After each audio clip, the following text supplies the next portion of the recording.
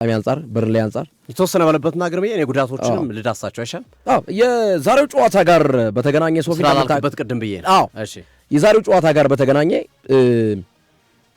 እኔ ያው በእግር ኳስ ሁሉም ነገር አበቃ ባይባልም ባላቸው ቁጥራዊ ሀዝና ባላቸው ወቅታዊ አቋም አርሰናል ይህን ጨዋታ ዶሚኔት አድርጎ የሚያሸንፈው ጨዋታ ነው። የጁሪያን ቲምበር መመለስ የጋብሪኤልና የዊሊያም ሳሊባ ቀደም ፕሌየር ኦፍ ዘ ሲዝን ላይ ስነሳ ጋብሪኤል ማጋሌስ 16 ክሊን ሺት ይዞ የወጣ ነው። ጋብሪኤል ማጋሌስ በተሰለፈበት አርሰናል ጎል ያልገባባቸው 16 ጨዋታዎች ላይ፣ ዊሊያም ሳሊባ 14 ጨዋታዎች ላይ 30 ክሊን ሺት ሁለቱ ዲፌንደሮች ሲጣመሩ በ30 ጨዋታ ጎል አልተቆጠረባቸው። የበርንሌይ አጥቂ እነ ፍሌሚንግ እና አምዱኒ ያሉበት ቡድን ነው። በእነ ሃላንድ ደረጃ ተጽዕኖ ፈጣሪ የሚባሉ አጥቂዎች ናቸው ብዬ አላምንም። ያገኟቸውን ክሊር ከት ቻንስ ራሱ መጠቀም የማይችሉ አጥቂዎች ያለበት ስብስብ ነው በርንሌይ። አማካኝ ክፍሉ በነ ዴክላን ራይስ፣ በነ ኢብሪች ኤዘ፣ በነ ማርቲን ኦዴጋርድ የሚጣመር ያለ ቡድን ነው። መስመር ላይ እነ ቡካዮ ሳካ፣ እነ ሊያንድሮ ትሮሳርድ ያለው አርሰናል። ፉል ባኩ ቲምበር ወይም ደግሞ ሞስኬራ፣ ምናልባት ቲምበርን ከቤንች ሊጀምረው ይችል ይሆናል። ቤን ዋይት ተጎድቶ ስለወጣ ሞስኬራን ቀድሞ አስገብቶ ቲምበርን ቀይሮ ሊያስገባው ይችል ይሆናል።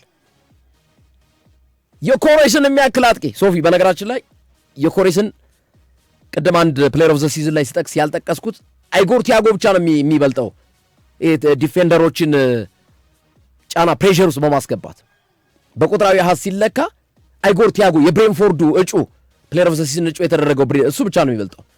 የኮሬስ በሁለተኝነት ደረጃ ላይ ነው የሚቀመጠው፣ ዲፌንደሮችን ፕሬሸር ጫና በመፍጠር ማለት ነው። የበርንሌይ ተከላካዮች ናቸው የኮሬስን የሚይዙት። የኮሬስን ማርክ ሲያደርጉት ቡካዮ ሳካና ሊያንድሮ ትሮሳርድ ቆመው እኮ አይደለም የሚያዩት። ስለዚህ ዛሬ ዶሚኔት አድርጎ አርሰናል የሚያሸንፈው ጨዋታ ነው ብዬ አስባለሁ። 3-0 ወይም 3-1 የሚያልቅ ጨዋታ ነው በአርሰናል የበላይነት ማለት ነው። እሺ አድማጮቻችን፣ በአርሰናል በኩል በዛሬው ጨዋታ ላይ ቤን ዋይትና እንደዚሁም ሚካኤል ሜሪኖ ላይኖር የሚችሉት ግን አርሰናል ተጫዋቾች በሙሉ አገግመዋል ከቤን ዋይት ውጪ። ስለዚህ በቤን ዋይት ቦታ ዛሬ ክርስቲያን ሙስኬራ በቋሚ 11 የሚገባ ተጫዋች ይሆናል።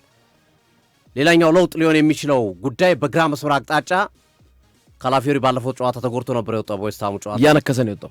ስለዚህ ሂንካፔ ሊገባ የሚችልበት እድል ይኖራል። እንግዲህ ሶፊ ተመልከት፣ ሂንካፔ፣ ጋብሪኤል፣ ዊሊያም ሳሊባ አንድ ሞስኬራ እንውሰደውና ቲምበርን ክተተው መልሰ እዚህ ቦታ ላይ።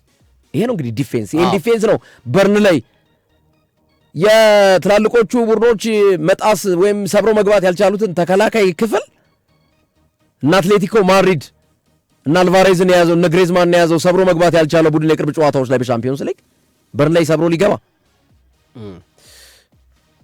ስለዚህ አርሰናል ዛሬ ቋሚ 11 ላይ ባለፉት 3 ተከታታይ ጨዋታዎች ሚካኤል አርቴታ ተመሳሳይ አስተላለፍ ነው የተጠቀሙት። ዛሬ ምናልባት የመጀመሪያው ለውጥ የሚችለው ቀይ መስመር ላይ ያው ሙስኬራ፣ ይህም ምንም ጥያቄ የለውም። ግራ መስመር ላይ ሂንካፔ ገብቶ ካላፊዮሪ ሊወጣ ይችላል ወይም ተቀያሪ ወንበር ላይ ሊቀመጥ ይችላል። ራያ፣ ጋብሪኤል፣ ሳሊባ ቦታቸውን ያስቆጥላሉ።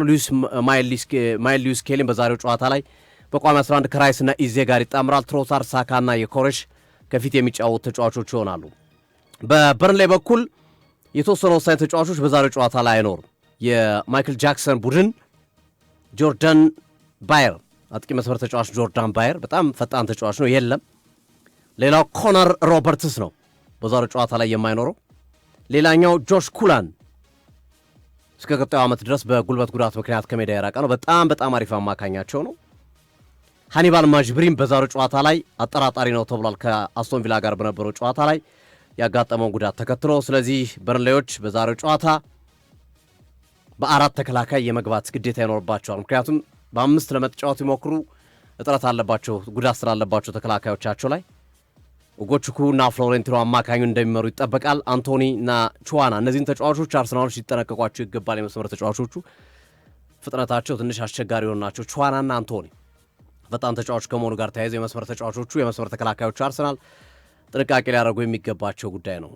ጆኖቢ ሚካኤል ከዚህ ጨዋታ ጋር በተያያዘ አስተያየቱን ሰጥቷል። በሰጡ አስተያየት በርንሌይ 2 ስራ ብቻ ከሰራ አርሰናልን ያቆመዋል ነው ያለው። አንደኛው የአርሰናልን የመስመር ኳሶችን እንዳይጠቀሙ ማድረግ፣ መስመር ላይ መዝጋት፣ ሳካና ትሮሳርድ በፍጹም ኳስ እንዳያገኙ መከላከል ወሳኙ ስራ ነው ብዬ አምናለሁ። እግር በእግር ሳካንና ትሮሳርድን መከታተል ያስፈልጋል፣ ወይ እነሱም ማቆም ያስፈልጋል። እና ዋይድ ኳሶችን ነው የሚሰጡት።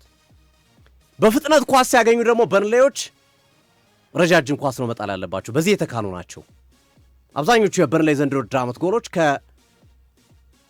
ከተከላካይ መስመር የተላኩ ኳሶች ናቸው የሚቆጠሩት። እና እነዚህን ሁለት መሰረታዊ ታክቲኮች በርንሌዎች መተግበር የሚችሉ ከሆነ ከአርሰናል ነጥብ የማይወስዱበት ምክንያት የለም ሲል ጆኖቢ ሚካኤል ሀሳቡን ሰጥቷል። ያው ጆኖቢ ሚካኤል አርሰናልን ከልቡ ነው የሚጠላው። ለምን እንደሆነ እኔ እንጃ። በጣም በተደጋጋሚ የሚሰጠው አስተያየት አነጋጋሪ ነው። አንድ ቀልድ ትዝ አለኝ ማለት ነው። እና ሰውየው ትልቅ ሰው ናቸው። እንደው ልጄ ለምንድነው የማታገባው? አይ ማግባት የምፈልጋትን ሴት ስላላገኘ ነው። ለመሆኑ ማግባት የምትፈልጋት ሴት ምን አይነት ናት ብለው ጠየቁት። አፍንጫዋ ሰልካካ፣ አይኗ ጎላ ጎላ ያለ፣ ጸጉሯ ረዥም የሆነ፣ ሰውነቷ የሚያምር፣ ወገቧ ቀጭን የሆነ፣ ዳሌዋ ሰፋ ያለ፣ እግር ጣቶቿ እጅ ጣቶቿ የሚያምር፣ ጸጉሯ በቅየ ብሎ ሳለ ማለት ነው። እኔ እንደሱ አይነት ነገር ባገኝማ እኔስ መቼ ቁጭ ላለው ደርቤ ደራርቤ ያገባ ነበር አይነት ነገር ተናገሩ ተብሎ ተባለ። ይሄ ራሱ ይሄ ቀልድ ነው ይመስለኛል። አሁን ጆኖቢ ሚካኤል የተናገረው አርሰናል በርንሌይ አንድ ነገር ማድረግ አለበት። የአርሰናልን መስመር ሳካንና ትሮሳርድን ካቆሙ፣ ይሄ ማለት ጸጉሯ ሰልካካ፣ ወገቧ ቀጭን፣ ጸጉሯ ረዥም አይነት ሴት አገባለው ብሎ እንደተመኘው አይነት ሴት ማለት ነው። በርንሌይን ማድረግ ከቻለ ታዲያ ለምን ወረደ? ስላልቻለ እኮ ነው። ይሄን ማድረግ የማይችል ክለብ ስለሆነ እኮ ነው በርንሌይ የወረደው ማለት ነው። እንዴ ምን አይነት አስተያየት ነው የሚናገረው ጆኖቢ ሚካኤል? ያስቀኛል። ፕሮፌሽናል እግር ኳስ ተጫዋች ነው አይደል? አርሰናል ለዋንጫ እየተፎካከረ ያለ ቡድን ነው። ተወው ሌላውን። ሶፊ ኤምሬትስ እኮ ነው የሚደረገው ይሄ ጨዋታ። ኤምሬትስ እኮ መሆኑ ፋክተር አለው እኮ። 60 ሺህ ደጋፊ እኮ ነው የሚጮህባቸው። እግራቸው እኮ የሚተሳሰረው ዛሬ። የበርንሌይ ደጋፊዎች እኮ ትኬታቸውን አብዛኞቹ ሸጠዋል እኮ። ስለዚህ እኔ የጆኖቢ ሚካኤል ትሮሳርድን ቢይዙት እንትናም ቢይዙ መስመር ቢዘጉ ምናምን የሚለው ያ ወጣት ጸጉሯም ያምር፣ ጣቷም ያምር፣ ሁሉ ነገሯም ያምር፣ ገንዘብ ያላት ቅብርጥሶ ምናምን እንዳለው አይነት ነው የሚመስለኝ። ምኞት ማለት ነው። ዊሽ አይሆንም። ፋክቱን ነው መነጋገር የሚያስፈልገው። እውነታውን ነው መነጋገር የሚያስፈልገው።